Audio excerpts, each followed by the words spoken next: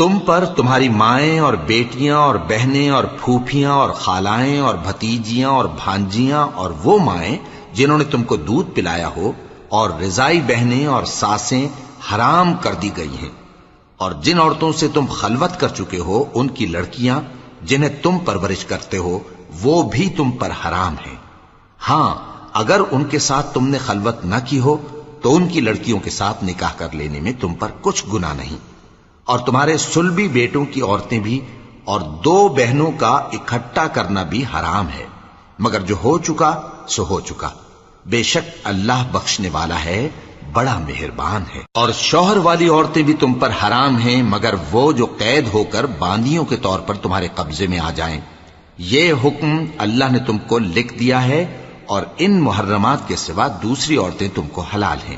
اس طرح سے کہ مال خرچ کر کے ان سے نکاح کر لو، بشرطے